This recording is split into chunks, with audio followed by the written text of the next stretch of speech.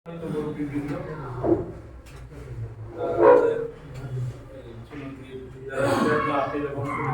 সামাজিক কর্মকাণ্ডে যারা জড়িত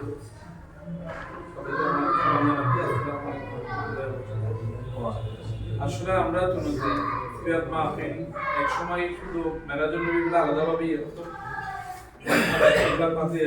কিন্তু গত 2 বছর থেকে এগুলা মনে হয় একটা মিটিং আলাপ করে সিরাত মাহফিল মেলার জন্য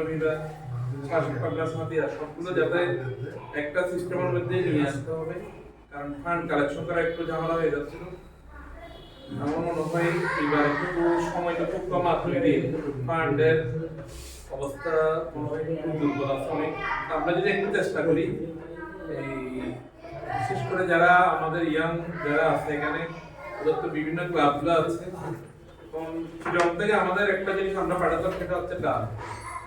গত এই প্রায় 750 কেজি, প্রায় 750 কেজি হলে প্রায় 80 থেকে 90,000 টাকার মতো লাগবে।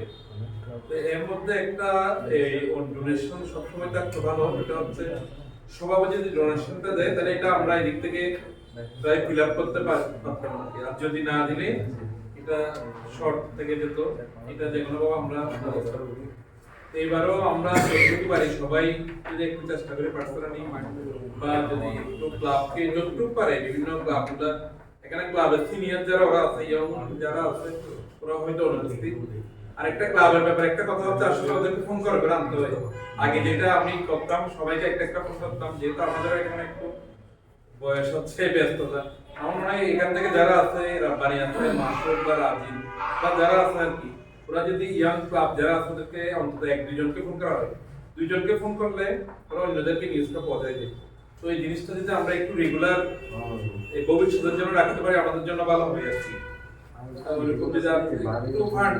ডালার টাকাটা যদি আমরা ম্যানেজ করার জন্য একটু চেষ্টা করি, যতটুকু পারি আর কি, সর্বোচ্চ ইয়ং বা যারা আসে নাই ওভাবে একটু সহযোগিতা নিতে পারলে ভালো হয়। এই ভিডিও আছে যারা, ওদের সমস্যা আমি ওদেরকে বললে ওরা দেয়, এরকম লিস্টটা আমিও একটু শেয়ার করবো। এই সহযোগিতা আমরা সম্মিলিত ভাবে করলে ইনশাআল্লাহ অনেক কিছু টাকা কালেকশন করবো।